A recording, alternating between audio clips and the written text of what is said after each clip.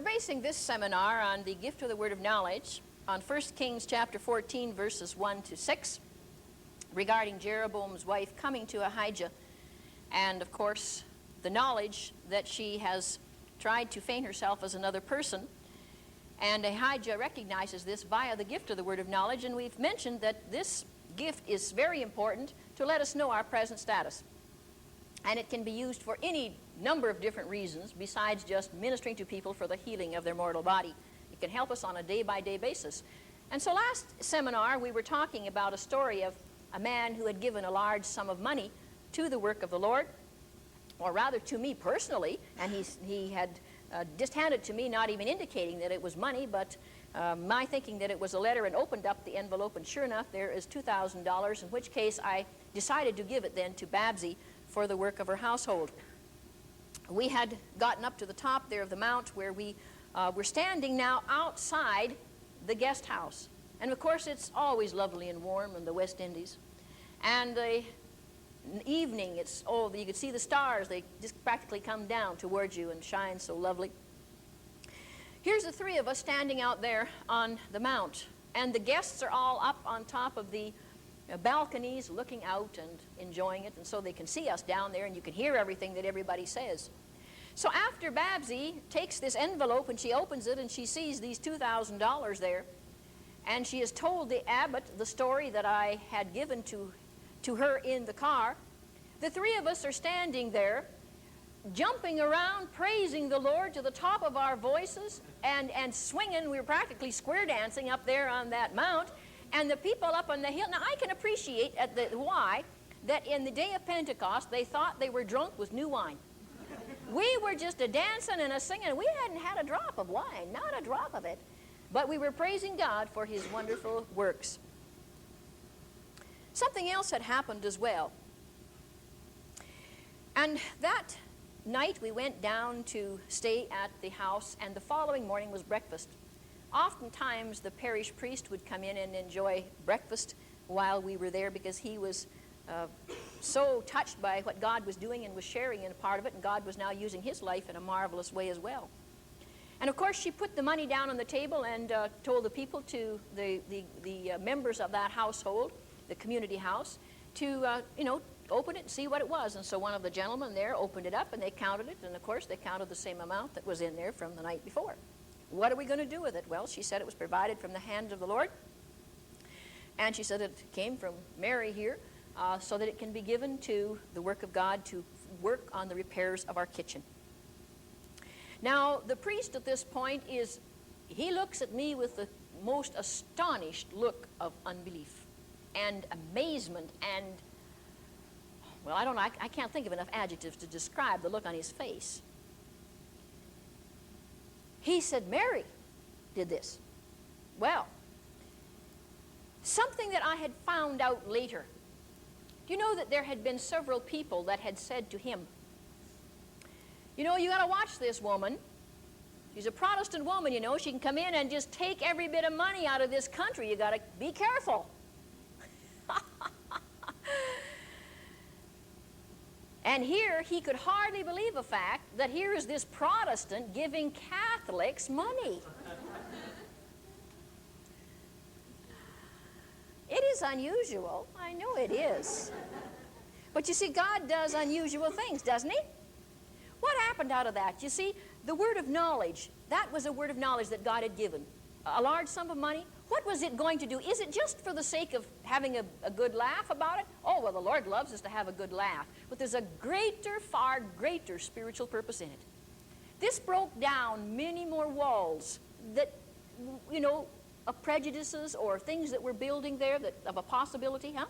And it broke down some more walls of the partitions between us and caused a greater door and a greater love to flow one towards another. And this is what it was for. So that now we could minister together more in love, so that more of their people could be touched by the Spirit of the Lord. And I have never held any strings attached to that gift.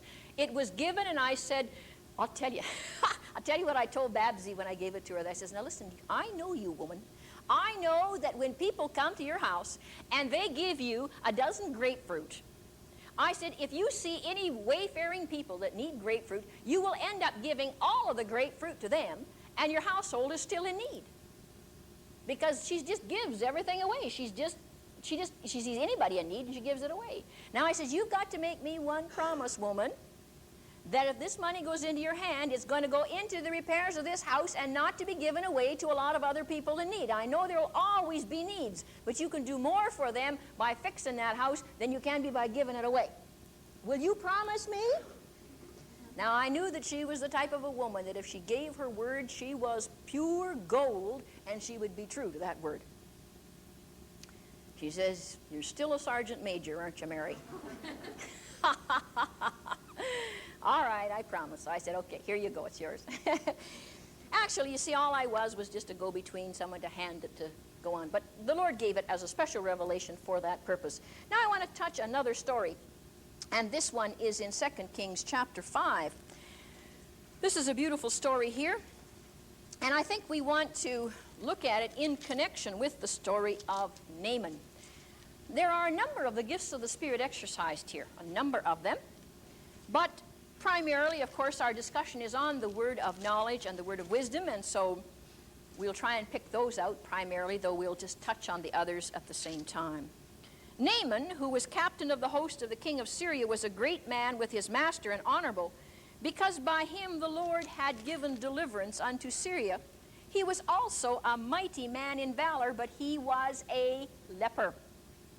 And the Syrians had gone out by companies and had brought away captive out of the land of Israel a little maid, and she waited on Naaman's wife. I'm going to skip a few verses here.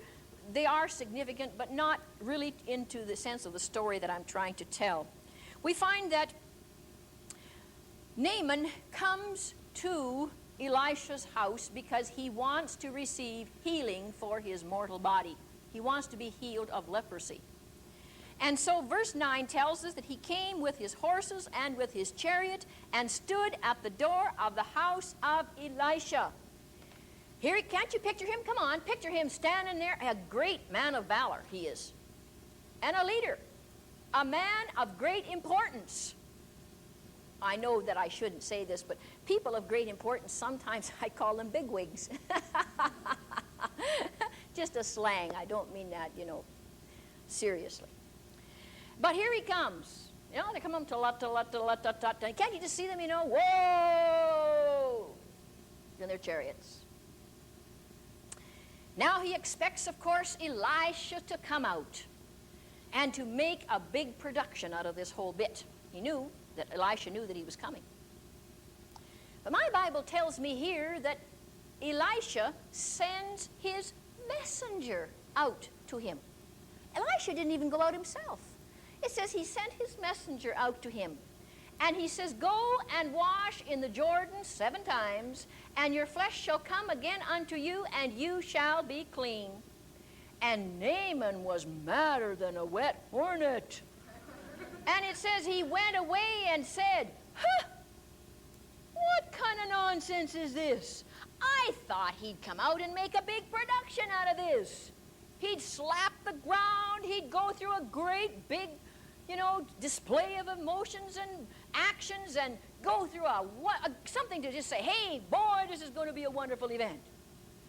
But he said all he does is tells me to go and dump in that dirty old river Jordan. He says, why doesn't he ask me to go and get in the rivers of Abana and Pharpar? Aren't they a lot cleaner rivers than that old muddy Jordan? Doesn't he know who I am? And his servants came near and they said, simmer down, Naaman. Simmer down. He says, if you'd asked you to do something hard, wouldn't you have done it? Why don't you just go and do it? If that's what he said, go do it.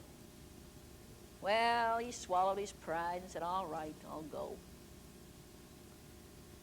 So my Bible says in verse 14, he went down and dipped himself 7 times in Jordan according to the saying of the man of God, and his flesh came again like unto the flesh of a little child, and he was clean. Go back to where it says he sent his messenger out. When a queen or some dignitary or anybody of great importance were to come into our city, and the thoughts of them coming into a hotel or a motel where they might stay, or even if they were to even the thoughts, just the thoughts of a great dignitary now coming into your home, what would you do? Well, it would probably 2 months ahead of time, we'd paint every wall, we'd put new carpets down, we would just see that that person would have the greatest of attention that could possibly be given to a dignitary. Now, wouldn't we? Let's be honest. We would be a nervous wreck before they ever got there, making sure that we did everything that we should do for them. One thing I'm sure of, I am not considered a dignitary yet, because when I come, they say, "Hey, Mary, here's the mop. Would you help us clean the floor?"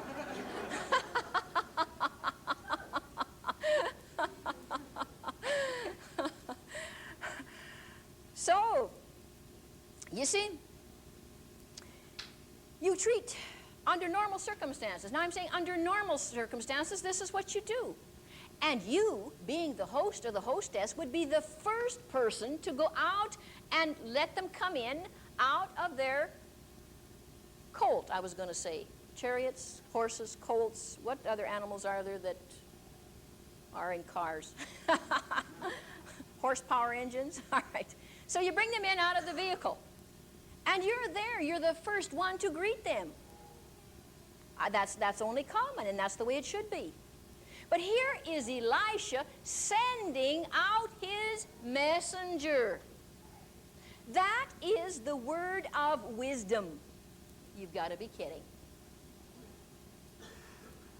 We said the word of wisdom is what to do about the situation once you know the facts, right?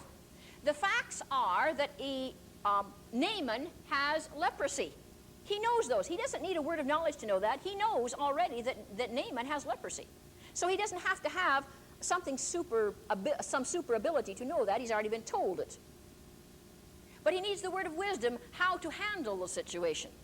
What to do about the situation once you know the facts. So the word of wisdom is send out your messenger, and that seems to be kind of a ridiculous thing to do at this point. But that's what he did. Now, the gift of faith is also exercised here, and so is the gift of performing of miracles, which we're going to cover later on. And the gift of faith is imparted by the word that's given. Go and dip in the river Jordan 7 times, and you will come up clean and whole. Right? Good. That's the one that we want. So he says, okay, he fights it for a minute or two, but finally, on the basis that he believed the word of faith, he went and dipped in the river Jordan 7 times, and after the 7th time, he came up clean. That is the gift of performing of miracles, a miracle of healing. And so we see that that gift of wisdom is often very, very important. And when we go into the actual study of itself, we will see that sometimes the gift of the word of wisdom isn't always what we consider the wisest thing to do under the circumstances. And we look at it from the normal situation. He certainly shouldn't have sent his messenger as much as he should have gone himself under normal circumstances. Now we go further. We find that sometimes when a person is touched by the Lord, it seems that the only thing that we can do is desire to show our appreciation just a little bit. And maybe the only way we can say thanks is look, I would like to give you a gift. I really would like to give you a gift. However, we notice here that when he offered Elisha a gift for what had happened, Elisha refused to take the gift. Now, I know that there could have been some ramifications regarding the fact that he was a Syrian. I hear theological viewpoints on this. But nonetheless, in looking at what goes on further on in the story, I would be more inclined to think that it had something to do with a word of knowledge that Elisha had received. And so people often give a gift. They say, look, I want to say thank you, so please accept this love gift. I know that that's the way people want to do, to express themselves. There has only been, I suppose, about 2 times in the course of my whole ministry that I have not accepted love gifts. Believe me, some of us are able to give gifts, and some of us find it hard to receive gifts. Before I went into full-time ministry, God had to do a great work in me in order to get me to receive gifts, because I had a problem with it, okay? So that was a big lesson I had to learn. I was very independent and just felt that I didn't need people to do this, you see. So this was a real swallowing of my false pride, because it is false pride not being able to accept a gift. But it's only been twice that I have never accepted one. On one given occasion, and I will tell you only about the one occasion, and usually the only times that I haven't received gifts is because the gift said, look, I've got some strings attached here. Or in other words, you're setting me up for something. All right, that's our terminology for it. And that was received by a word of knowledge too. And so we were on a campaign one time, and we were ministering to many people, and there was wonderful things happening. News was spreading quickly. And I was getting I got a bouquet of beautiful orchids. Orchids yet. Well, I really very much appreciated them. However, the note that came with the orchids was, you really please must come and minister to my boy. He's very sick. There's something about it that I just, something inside of me did not lay well. Pretty soon another bouquet of flowers came, and another bouquet of flowers. And the woman that I was working with at this time, we both got before the Lord and we said, look, how do you feel about this, and how do I feel about this? And both of us were feeling like this person was buying us to come to minister to their child. I said to my coworker, I said, you know, honey, I don't have any problems going to minister to wealthy people. I don't have problems going to minister to poor people. They don't have to buy me. All they'd had to do was just call on the phone or say, look, would you come and minister to my child? You know, I'd have done it. I really would have.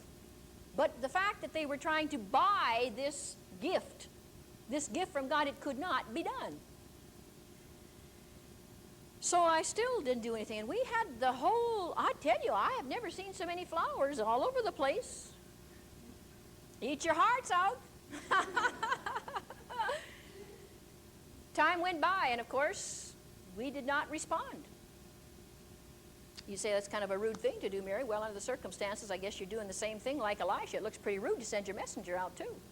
The thing is this, we still wanted to minister to the child, but we wanted results. And we wanted it to be an act of faith, not an act of payment for same. Are you following me? So, finally, the people just got so perturbed that they came to us. And then we had a nice little chat with them. And at that point, we were able to clear up the situation and get it in its proper perspective. And finally, we then ministered to the child, and then the child was a miracle of healing. So we want to understand that here is a principle here in this story regarding the receiving of gifts as well, which there are so many things that we can glean out of the gifts of the Spirit and the exercise of same. There's something else that takes place with regards to this story. After Naaman is healed by a miracle of healing, he gets in his chariot and he starts heading back home again. And Gehazi, listen to this, Gehazi now, who is Elisha's servant, says, that's kind of a dumb thing, you know, that Elisha did. He didn't even take any of those goods. Why, my goodness, Naaman's a wealthy man. He said Elisha should have lightened his load a little bit. And he was a greedy man. And he says, I know what I'm going to do. I'm going to run after Naaman, and I'm going to cross my palm with a little bit of money and a little bit of goods, and I'm going to go back with it and do my thing. There's no way I'm letting this guy get away with all this wealth. So he runs after him. And Naaman sees him coming. And he says, woe to the chariot drivers. And he sees Gehazi, and he says, Gehazi, what's on your mind? What would you like? Gehazi says, well, listen, he says, there's a couple of guys that came just after you left, and they're in need of some goods. He says, can we have some of the goods that you promised? You know, that you said that we're there. He says, these guys can sure use it. Naaman says, well, how much do you want? He says, well, a couple of talents. And he says, well, he says, that's not enough. He says, I'll give you double the amount. Naaman thought, Come back next time and we'll tell you what happened in the story.